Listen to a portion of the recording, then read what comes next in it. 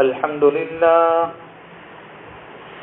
لله نحمده ونستعينه ونستغفره ونؤمن به ونتوكل عليه ونعوذ بالله من شرور أنفسنا ومن سيئات أعمالنا من يهده الله فلا مضل له ومن يضلله فلا هادي له ونشهد أن لا إله إلا الله وحده لا شريك له ونشهد أن سيدنا وسندنا ونبينا وحبيبنا ومولانا محمدا عبده ورسوله أما بعد فأعوذ بالله من الشيطان الرجيم بسم الله الرحمن الرحيم عينا يشرب بها المقربون صدق الله العظيم وصدق رسوله النبي الأمي الكريم ونحن على ذلك لمن الشاهدين والشاكرين والحمد لله رب العالمين اللهم صل على سيدنا محمد وعلى آل سيدنا محمد وبارك وسلم. حق تعالی جل شانہ کے قرب حاصل کرنے کے 7 درجات آپ کے سامنے ذکر ہو رہے تھے. ان میں سے گزشتہ کل کی مجلس میں 5ویں بات ذکر فرمائی تھی کہ زہد فی الدنیا، کہ زہد فی الدنیا یہ بھی ایک درجہ ہے، ایک سیڑھی ہے اللہ کا قرب اور اللہ کی نزدیکی حاصل کرنے کے لیے. یعنی یہ نہیں کہا جاتا کہ آپ دنیا کو چھوڑ دیں، بلکہ دنیا کی لذت کی چیزوں کو چھوڑ دیں. جیسے ہمارے مشائخ فرماتے ہیں دنیا میں ہوں دنیا کا طلبگار نہیں ہوں، دنیا میں ہوں دنیا کا طلبگار نہیں ہوں، بازار سے گزرا ہوں خریدار نہیں ہوں. تو کہنے کا مقصد اور خلاصہ یہ ہے کہ 5ویں چیز ہے زہد فی الدنیا، یعنی دنیا کی چیزوں کی لذتیں یہ آدمی کو چھوڑ دینا چاہیے. جس آدمی کو اللہ کی حقیقت کا پتہ چل جائے وہ اللہ سے جڑے بغیر، تعلق قائم کیے بغیر وہ نہیں رہ سکتا. جب انسان کو حکمت ملتی ہے تو پھر زہد فی الدنیا یہ خود بخود نصیب ہو جاتی ہے. تو یہ دنیا کی محبت، یعنی دنیا کمانا برا نہیں ہے، بلکہ دنیا کی محبت کو اپنے دل میں جمانا، دنیا کی محبت کو اپنے قلب میں لے کر چلنا یہ بری چیز ہے. حب الدنیا کل رأس خطیئہ، کہ دنیا کی محبت ہر گناہوں کی جڑ ہے، ہر خطا کی جڑ ہے. امام غزالی رحمۃ اللہ علیہ نے ایک عجیب مثال دے کر سمجھایا کہ جس طریقے سے ایک کشتی وہ سمندر میں پانی کے اوپر چلتی ہے تو جب تک وہ پانی کے اوپر چلتی رہے گی اور پانی اس کے نیچے چلتا رہے گا تو وہ کشتی اپنے مقاصد میں کامیاب اور کامران ہوگی. لیکن جس گھڑی اور جس سیکنڈ میں پانی اندر آ جائے گا اپنے مقصد میں وہ فوت ہو جائے گی. اسی طریقے سے انسان دنیا کی چیزوں سے فائدہ اٹھائے. دنیا اللہ نے اپنے بندوں کو استعمال کرنے کے لیے دی ہے. اللہ نے دنیا کو اپنے بندوں کے لیے استعمال کرتے ہوئے اللہ کی معرفت حاصل کرنے کے لیے، اللہ کی رضامندی حاصل کرنے کے لیے، اللہ کا استحضار حاصل کرنے کے لیے عطا فرمائی ہے کہ اے میرے بندو ان دنیا کی چیزوں سے فائدہ اٹھاؤ، لیکن اس دنیا کو اپنی محبت اور دنیا کی محبت کو اپنے قلب میں مت بٹھانا. تو جب تک انسان دنیا کی محبت کو اپنے قلب سے باہر رکھے گا تو پھر اس کو کوئی چیز نقصان نہیں پہنچا سکتی. اسی لیے مالداری حاصل کرنا، دنیا کمانا یہ برا نہیں ہے. بری یہ چیز ہے کہ ان تمام چیزوں کی عظمت، اس کی محبت، دنیا کی لذتوں کی چیزوں کی محبت آدمی اپنے دل میں جمع کر رکھے. تو یہ پانچویں چیز ہے کہ آدمی جب ان پانچوں چیزوں کو حاصل کرتا ہے تو پھر اس کو اللہ کا قرب نصیب ہو جاتا ہے، اللہ کی محبت نصیب ہو جاتی ہے. اسی لیے تو فرمایا الدنیا سجن المؤمن وجنت الکافر، او کما قال صلی اللہ علیہ وسلم، کہ دنیا ایمان والے کے لیے، انسانوں کے لیے، ایمان والوں کے لیے یہ قید خانہ ہے اور کافرین کے لیے یہ جنت ہے. تو ایک دنیا کا ایک آدمی دنیا کے قید خانے میں وہ اپنی مرضی کے مطابق نہیں رہ سکتا ہے، وہ آزادانہ زندگی نہیں گزار سکتا ہے. تو ایک ایمان والا بھی اس دنیا کے اندر رہ کر آزادانہ زندگی نہیں گزار سکتا. اس کے سامنے اللہ کے احکام ہے، اس کے سامنے نبی کے طریقے ہیں، اس کے سامنے شریعت کی حدود ہے، اس کے سامنے حقوق ہے. ان تمام کی پابندی اور ان تمام کا لحاظ رکھتے ہوئے اس کو زندگی گزارنا چاہیے. اور ایک چھٹی چیز ہے انابت اللہ. جب انسان کو زہد مل جاتا ہے تو پھر انابت اللہ، اللہ کی طرف رجوع کی ایک نئی نعمت اس کو حاصل ہو جاتی ہے کہ انسان کو اس دنیا کے دھوکے کے گھر سے بے رغبتی اور ہمیشہ کے گھر یعنی آخرت، اس ٹھکانے کی طرف آدمی کو رجوع ہو جاتا ہے. موت سے پہلے وہ موت کی تیاری کر لیتا ہے اور اس انابت کی وجہ سے اس بندے کا ہر عمل اخلاص والا اور خشوع اور خضوع والا بن جاتا ہے. یعنی آدمی کو اللہ کی طرف رجوع ہونا نصیب ہو جاتا ہے. اور میرے بھائیوں اور دوست اور بزرگوں، اس موجودہ دور میں جن حالات سے میں اور آپ گزر رہے ہیں، ان حالات میں اگر سب سے بڑی جس چیز کی ضرورت ہے وہ یہی ہے انابت اللہ کی، اللہ کی طرف رجوع ہونے کی. اپنے آپ کو ہر وقت، ہر گھڑی، ہر سیکنڈ اپنے آپ کو اللہ کی طرف متوجہ رکھیں. اسی لیے ایک اللہ والے کے بارے میں آتا ہے، وہ نمازیں پڑھ رہے تھے، سجدوں پر سجدہ کر رہے تھے. ایک نوجوان آدمی اس اللہ والے کی خدمت اقدس میں آیا اور اپنے کسی مسئلے کے لیے آیا تھا. جب وہ نماز پڑھ رہے تھے اللہ والے، تو مسجد کی دیواروں سے غیب سے آواز آئی کہ آپ کا ایک بھی سجدہ ہمارے یہاں قبول نہیں ہے، آپ کا ایک بھی سجدہ ہمیں منظور نہیں ہے. جب اس اللہ والے نے نماز سے سلام پھیر لیا تو آنے والے اس نوجوان نے کہا، اے اللہ کے ولی، اے برے میاں، میں تو اپنے کسی کام کے لیے آیا تھا، لیکن جب آپ نماز پڑھ رہے تھے، آپ اللہ کے سامنے سجدہ ریز ہو رہے تھے، اس وقت میں نے یہ آواز سنی تھی. اس اللہ کے بندے نے فرمایا، اس اللہ کے ولی نے فرمایا، او میرے بیٹے، او نوجوان، میری بات سن لے کہ تو نے یہ آواز آج سنی ہے. میں تو کئی سالوں سے اس آواز کو سنتا ہوں، لیکن مجھے یہ بات بتا کہ اس در کے علاوہ، اس چوکھٹ کے علاوہ، اس دربار کے علاوہ کوئی ایسی چوکھٹ، کوئی ایسا دربار ہے جہاں جا کر میں اپنے سجدوں کو قبول کروا سکوں؟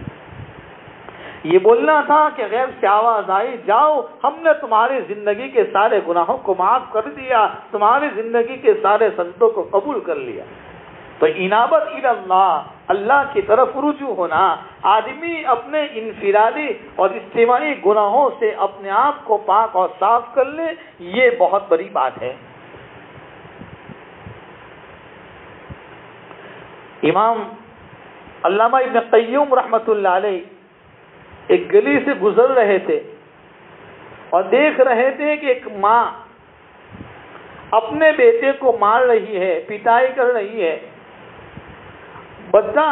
وہ بچہ اپنے ماں کی اس مار سے دور ہوتا جا رہا ہے، لیکن واپس تھوڑی دیر کے بعد وہ بچہ اپنے گھر کی چوکھٹ پر آتا ہے، ماں پھر مارتی ہے، بچہ پھر دور چلا جاتا ہے. تھوڑی دیر یہی معاملہ ہوتا رہا. علامہ ابن قیم رحمۃ اللہ علیہ اس منظر کو اپنی آنکھوں سے دور سے دیکھ رہے تھے. رات کا سناٹا ہو گیا، آدھی رات گزر گئی.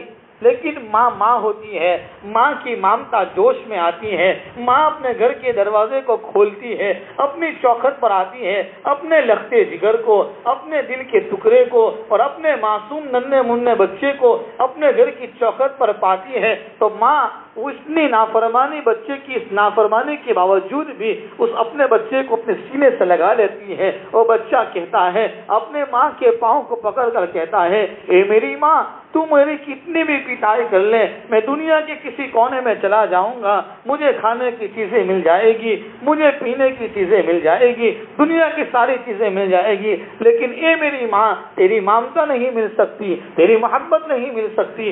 یہ کہنا تھا کہ ماں کو جوش آ جاتا ہے، ماں اپنے بچے کو معاف کر لیتی ہے اور اپنے بچے کو واپس اپنے گھر میں بلا لیتی ہے۔ علامہ ابن قیم رحمۃ اللہ علیہ فرماتے ہیں کہ ہمیں بھی اسی طریقے سے اللہ کے سامنے معافی مانگنے کی ضرورت ہے۔ اے میرے رب، تو اپنی نعمتوں سے نوازتا رہا، اپنی نعمتوں سے ہمیں مالا مال کرتا رہا، ہم بہت نکمے ہیں، ہم بہت ناشکرے ہیں، ہم بہت بڑے باغی اور نافرمان ہیں کہ تیری نعمتیں کھا کھا کر اور تیرے سامنے تیرا مقابلہ کرتے رہے، لیکن اے میرے رب، تیری چوکھٹ کے علاوہ میرے پاس کوئی دوسری چوکھٹ نہیں ہے جہاں جا کر میں اپنے آپ کو معاف کروا سکوں۔ اے میرے رب، تو مجھے معاف کر دے۔ تو اللہ کی طرف رجوع ہونا، انابت اللہ کی صفت پیدا ہو جانا، یہ اس زمانے میں، اس موجودہ حالات میں مجھے اور آپ کو بہت زیادہ ضرورت ہے۔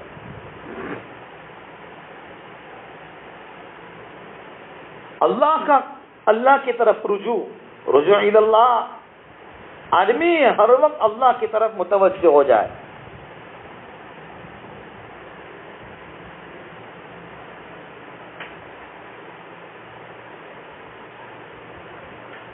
تو کہہ رہا تھا کہ انابت اللہ کی طرف رجوع ہونا، یہ بہت بڑی ضرورت ہے۔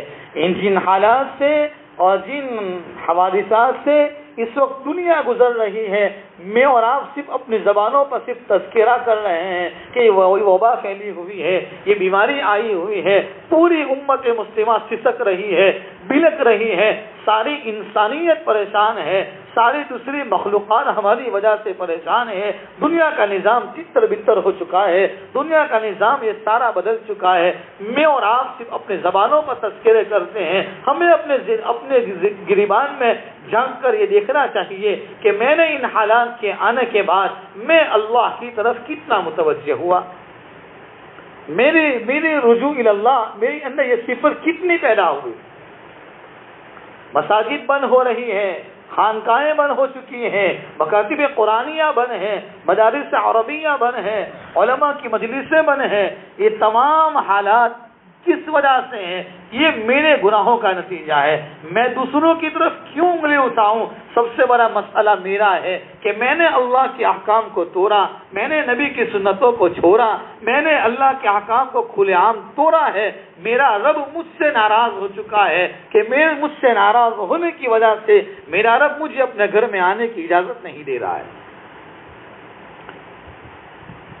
کہ میرا رب کتنا ناراض ہو چکا کہ پورے سال تک اللہ نے اپنے گھر کے دروازے بند کر لیے۔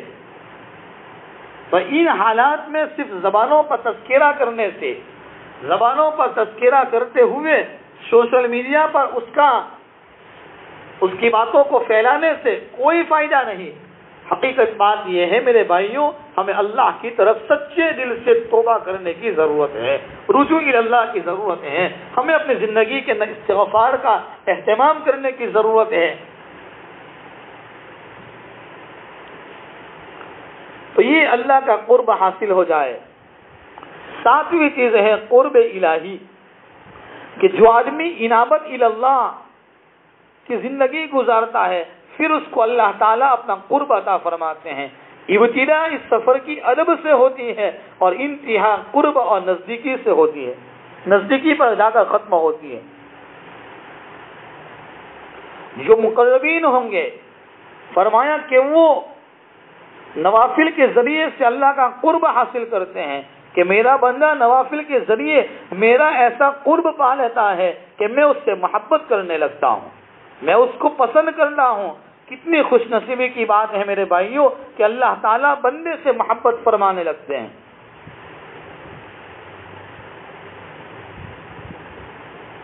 ہم دیکھیں یہاں تو یوں فرمایا گیا کہ نوافل کے ذریعے سے میرا بندہ میرا قرب حاصل کرتا ہے۔ میرے بھائیوں، اس وقت رمضان کا مبارک مہینہ چل رہا ہے، ہم اپنی زندگی پر تھوڑا غور و فکر کریں، تھوڑا محاسبہ کریں کہ رمضان سے پہلے ہماری زندگی میں نمازوں کا اہتمام کتنا تھا، رمضان کے آنے کے بعد ہماری زندگی میں نمازیں میں کیا ترقی ہوئی۔ روزانہ دنیا کی کمپنیاں اور فیکٹریاں دنیا کی چیزوں کی بناوٹ میں الگ الگ چیزوں کو استعمال کرتے ہوئے، الگ الگ چیزوں کو پیدا کرتے ہوئے دنیا کی مارکیٹ کے سامنے، دنیا کے لوگوں کے سامنے پیش کرتی ہے۔ میں اور آپ کی نماز جو رمضان سے پہلے تھی، رمضان کا مہینہ شروع ہونے کے بعد ہماری زندگی میں نمازوں میں کیا ترقی ہوئی۔ رمضان سے پہلے میرا قرآن پڑھنے کا جو معمول تھا، رمضان کے مہینے کے آنے کے بعد میری اس قرآن کی تلاوت میں کتنی ترقی ہوئی۔ رمضان سے پہلے جو تسبیحات کے پڑھنے کا معمول تھا، رمضان کے مہینے کے آنے کے بعد میری زندگی میں کتنی زیادہ ترقی ہوئی ہے۔ ہم سوچیں رمضان سے پہلے میں اللہ کے سامنے کتنی دعائیں مانگتا تھا، اب کتنی دعاؤں کا اہتمام کرتا ہوں۔ ہم یہ محاسبہ کرنا چاہیے۔ ایک آدمی ایک چھوٹی سی دکان لے کر بیٹھتا ہے، وہ اپنے گلے کا اور اپنی چھوٹی سی دکان کا حساب کرتا ہے، تو ہمیں ایک ایمان والا مرد اور ایمان والی عورت کو اپنی ایمانی زندگی کا محاسبہ کرنے کی ضرورت ہے۔ تب جا کر آدمی کو اللہ کا قرب نصیب ہوتا ہے۔ یہ سفر کی ابتدا ادب سے شروع ہوتی ہے اور جا کر انتہا یہ ختم ہوتا ہے قرب الہی، قرب پر جا کر۔ اسی لیے جنت میں 3 طرح کے مہمان ہوں گے۔ ایک مہمان تو وہ ہوں گے جن کے لیے سبیل ہوگی، چشمے ہوں گے اور وہاں سے وہ لوگ پئیں گے۔ ایک یہ درجہ قرب کا ہے جس کے بارے میں قرآن فرماتا ہے عَيْنًا يَشْرَبُ بِهَا الْمُقَرَّبُونَ، اور ایک وہ ہوں گے جن کو غلمان یعنی جنت کے خدام اس کو اپنے ہاتھوں سے پانی پلائیں گے۔ وَيَطُوفُ عَلَيْهِمْ غِلْمَانٌ لَهُمْ، جیسا کہ گھر میں ہوتا ہے کہ مہمان 3 درجے کے ہیں۔ کچھ مہمان ایسے ہوتے ہیں کہ ان کے لیے پہلے سے جگ اور وہ پانی کا گلاس رکھا ہوتا ہے، ضرورت ہو تو آپ پی لیجئے۔ کچھ مہمان ایسے ہوتے ہیں جن کے لیے آپ گھر کے بچوں کو بھیجتے ہیں کہ جاؤ مہمان کو پانی پلاؤ، وہ نکال کے پانی پلاتا ہے۔ اور کچھ مہمان اتنے عظیم ہوتے ہیں، اتنے بڑے ہوتے ہیں کہ آپ خود جگ اور گلاس لے کر جاتے ہیں، اپنے ہاتھوں سے اس کو پانی پلاتے ہیں۔ تو جنت میں بھی 3 طرح کے مقربین ہوں گے۔ ایک تو وہ ہوں گے جن کے لیے چشمے ہوں گے اور ان سے وہ خود پئیں گے۔ دوسرے درجے کے جنتی وہ لوگ ہوں گے جن کے لیے غلمان اور جنت کے خادم اور خدام ان کو اپنے ہاتھوں سے پلائیں گے۔ اور تیسرے مقربین وہ ہوں گے جن کو پروردگار ان کو اپنے ہاتھوں سے پلائے گا۔ وَسَقَاهُمْ رَبُّهُمْ شَرَابًا طَهُورًا، کہ پروردگار ان کو شراب پلائے گا۔ اللہ ہمیں اپنے مقرب بندوں میں اپنے فضل سے شامل فرما لے۔ تو اللہ تعالیٰ جس بندوں کو اپنے ہاتھوں سے شراب پلائیں گے، اپنے ہاتھوں سے جنت کی مشروبات پلائیں گے، تو کتنی خوش نصیبی کی بات ہے، کتنی بڑی فضیلت کی بات ہے۔ تو یہ اللہ کا قرب حاصل کرنے کے لیے، اللہ کی نزدیکی حاصل کرنے کے لیے ہم نے آپ کے سامنے 7 درجات بیان فرمائے ہیں۔ ان 7 درجات کو اپنی زندگی میں اتارنے کی ضرورت ہے۔ یہ ہم نے مختصراً طور پر آپ کے سامنے یہ 3 دن کی مجلس میں آپ کے سامنے ان 7 درجات کو مکمل فرمایا ہے۔ اللہ کرے کہ اللہ مجھے بھی اور ہم تمام کو ان باتوں پر عمل کرنے کی توفیق عطا فرمائے۔ تو یہ 7 درجات اور 7 سیڑھی ہے کہ جس کے ذریعے سے انسان اللہ کا قرب، اللہ کی نزدیکی، اللہ کی محبت حاصل کرتا ہے، جس کی ابتدا ادب سے ہوتی ہے، انتہا قرب پر جا کر ختم ہوتی ہے۔ یہ مبارک مہینہ حق تعالیٰ جل شانہ نے ہمیں عطا فرمایا ہے۔ تو اس مبارک مہینے میں ہمیں اپنے آپ کو مکمل طور پر گناہوں سے بچا کر، اپنے آپ کو انفرادی اجتماعی تمام گناہوں سے بچا کر ان چیزوں کو اپنی زندگی میں حاصل کرنے کی مکمل کوشش کرنا چاہیے۔ کہ میں اپنی زندگی میں کیسے ترقی کر لوں، میں اپنی زندگی میں ان چیزوں کو کیسے حاصل کر لوں، میں اپنی زندگی میں ایسے اعمال صالحہ کر لوں کہ میں کس طریقے سے اللہ کا قرب اور اللہ کی محبت حاصل کر لوں کہ اللہ مجھ سے راضی ہو جائے۔ تو مبارک ایام چل رہے ہیں، نمازوں کا اہتمام ہونا چاہیے، نوافل کا اہتمام ہونا چاہیے، قرآن کی تلاوت زیادہ سے زیادہ ہم کریں، صدقہ و خیرات کے دینے کا اہتمام کریں۔ اس وقت جن حالات سے امت مسلمہ گزر رہی ہے، ہمارے محلوں میں، ہمارے قرب و جوار میں، ہمارے سماج اور ہمارے معاشرے میں کتنے مسلمان ایسے ہوں گے جو اس وقت جن بیماریوں میں لوگ مبتلا ہیں، کئی مسلمان بندے بندیاں ایسی ہیں جو پیسے کے نہ ہونے کی وجہ سے اور علاج نہیں کراتے ہیں، اپنے گھروں میں سسک رہے ہیں، بلک رہے ہیں، اپنے گھروں میں بستروں پر ایریا لگل رہے ہیں۔ تو ان کی بیماریوں کے علاج کے لیے ہمیں آگے بڑھنا چاہیے۔ ہمارا نوجوان طبقہ خصوصاً ان کاموں کو اپنا کام سمجھ کر، اپنی ذمہ داری، اپنا فریضہ سمجھ کر ایسا کوئی پلان اور ایسا کوئی معاشرہ تیار کرنا چاہیے اس کے ذریعے سے ہم ان غریبوں کی مدد کریں، ان کے علاجوں کا ہم کوئی بندوبست اور کوئی انتظام کریں جس کے ذریعے سے ہمارا کوئی بھی مسلمان بندہ، ہماری کوئی بھی مسلمان بندی، کوئی بھی مسلمان بھائی اور کوئی بھی مسلمان بہن یہ ہماری ان چیزوں سے کہیں اپنے ایمان کو نہ چھوڑ بیٹھے کہ جب آدمی ان حالات میں اس کی مدد کرنے والا کوئی نہیں ہوتا ہے تو پھر وہ ایمان سے بھی کبھی نا امید ہو جاتا ہے۔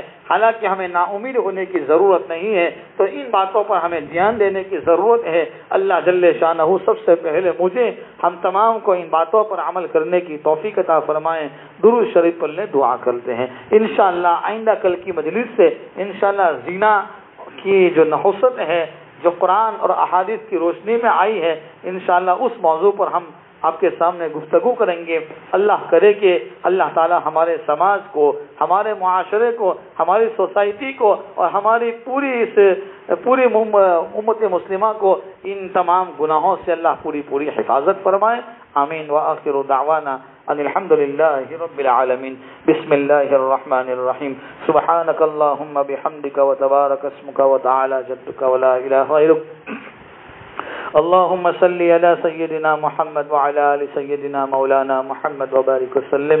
یا اللہ ہمارے گناہوں کو معاف فرما، خطاؤں سے درگزر فرما، اے اللہ سیئات و حسنات سے مبدل فرما، اے اللہ تیری رضا والی زندگی عطا فرما، اے اللہ بے شمار نعمتیں دے کر تو نے ہمیں مالا مال فرمایا ہے۔ اے اللہ ہم پاپی مجرم ہیں، اقرار کرتے ہیں، ہم تیرے گھر میں بیٹھ کر تیرے سامنے اقرار کرتے ہیں کہ تیری نعمتیں کھا کھا کر تجھے ناراض کیا ہے۔ اے اللہ اپنے فضل سے ہم سب کو معاف فرما دے۔ اے اللہ گناہوں سے بچنے کی توفیق عطا فرما دے۔